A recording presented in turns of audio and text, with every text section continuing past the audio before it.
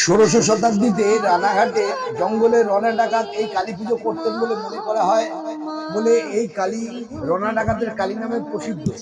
পরবর্তীকালে মহারাজা কৃষ্ণচন্দ্র দেবীর বিগ্রহ প্রতিষ্ঠা করে সিদ্ধেশ্বরী কালী নাম প্রদান করেন।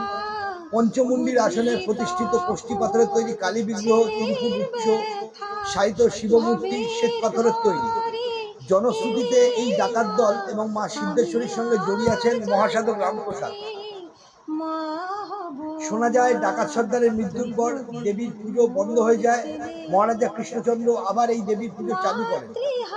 জনশ্রুতি প্রথম দিকে দেবীর মূর্তিতে পুজো হতো না, ঘটে অথবা বেদিতে পুজো হতো। ডাকাত সর্দারের শেষ জীবনে অথবা মৃত্যুর পর প্রথম কালী মূর্তি প্রতিষ্ঠা হয়।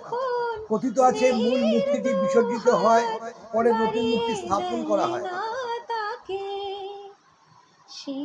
কিভাবে যাবেন এই মন্দিরে, এই মন্দিরের প্রাচীন ইতিহাস এবং কিভাবে দর্শন করবেন, পুজো পদ্ধতি সমস্ত কিছু থাকবে এই প্রতিবেদনে। এটা একটি শর্ট ভিডিও। নতুন দর্শক যারা আছেন তারা চ্যানেল সাবস্ক্রাইব করে বেল নোটিফিকেশন অন করে দিন। সম্পূর্ণ প্রতিবেদন শীঘ্রই আসতে চলেছে। এছাড়া বঙ্গের ডাকাতকালী খোঁজে ফোল্ডারে আপনারা দেখতে পাবেন সারা বাংলা, কলকাতা, গ্রামেগঞ্জের সমস্ত জায়গায় যেখানে যেখানে ডাকাতকালী রয়েছে সেই সমস্ত প্রতিবেদন।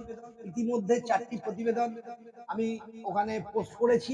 আপনারা সময় সুযোগ মতো দেখুন এবং ভালো লাগলে আত্মীয় প্রতিবেশী সবার সাথে শেয়ার করে দেখার সুযোগ করে দিন। ধন্যবাদ।